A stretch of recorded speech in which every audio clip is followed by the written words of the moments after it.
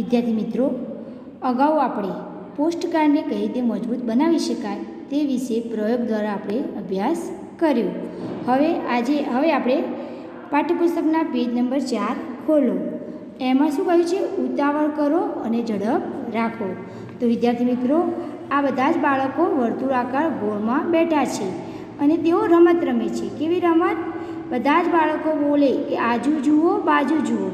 એમની આજુબાજુ જે વસ્તુઓ હોય એ વસ્તુના આકારો, એટલે આપણે અગાઉ શીખી ગયા લાંબુ અને ગોળ, એ આકારો વિશે બોલવાનું છે. તો અહીંયા આપણે જોઈએ, બાળકો વર્ગમાં વર્તુળાકાર બેઠા છે. બધા જ બાળકો વર્તુળાકાર એટલે કે ગોળમાં બેઠા છે. તેઓ આ રમત તાળી પાડી અને ગીત ગાઈને રમી રહ્યા છે. આ રમત કઈ રીતે રમવાની છે? બધા જ બાળકો તાળી પાડી અને ગીત ગાય. લાંબુ શું છે? ગોળ શું છે? આજુ જુઓ, બાજુ જુઓ. બધા જ બાળકો બેઠા હોય, એમની આજુબાજુ કઈ વસ્તુ લાંબી છે અને કઈ વસ્તુ ગોળ છે એ બોલવાનું છે. બધા બાળકો તાળી પાડીને બોલે આજુ શું છે, બાજુ શું છે.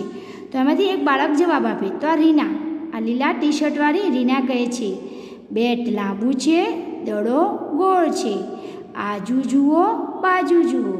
રીના કહે છે બેટ લાંબુ છે અને દડો ગોળ છે. તમે બધા બાળકો જોયું છે ને કે બેટ દડો તમારા ઘેર હોય તો બેટ કેવું હોય? લાંબુ હોય અને દડો કેવો હોય? ગોળ હોય. જો આપણે અહીંયા હાજર હોત આ રીતે તમને બધાને ગોળ બેસીને આપણે આ રીતે રમત પણ આપણે આ રીતે નથી હાજર, તો આ રીતે આપણે રમત રમવાની છે. તો જોઈએ, આ મારી પાસે પણ એક બોટલ છે. કેવી છે? લાંબી છે. તો આપણી આજુબાજુ આ બોટલ પડી હોય તો કોઈ પણ બાળક બોલે કે બોટલ છે કેવી છે? લાંબી છે.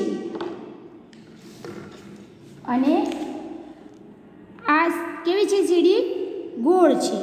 તો આજુબાજુ આવી સીડી પડી હોય તો પણ બોલવાનું કે આ સીડી ગોળ છે. હવે આગળ જોઈએ, બધા બાળકો ગાય છે. લાંબુ શું છે? ગોળ શું છે?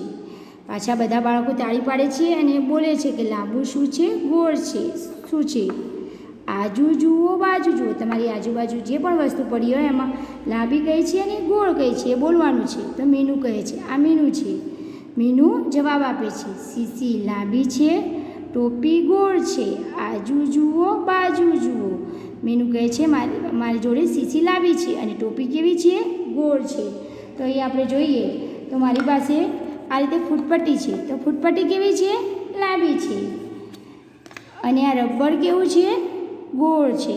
તો તમારે પણ બાળકો તમારી આજુબાજુ જે પણ વસ્તુ પડી હોય લાંબી અને ગોળ એનું નામ દેવાનું છે. એના એ વસ્તુ ફરીથી ના આવે એનું ધ્યાન રાખવાનું. અને રમત આગળ વધારે છે. હવે તમે પણ આ રમત તમારા વર્ગમાં રમો. એક લાંબી અને એક ગોળ વસ્તુનું નામ વારા પરથી લેવાનું છે. બીજાએ જે વસ્તુનું નામ કહ્યું હોય તે વસ્તુ ફરીવાર ન આવે તેનો આપણે ખ્યાલ રાખવાનો છે. તો આ રમતમાં વિદ્યાર્થી મિત્રો આપણને લાંબુ અને ગોળ આકાર વિશે સમજૂતી આપી છે. નમસ્તે.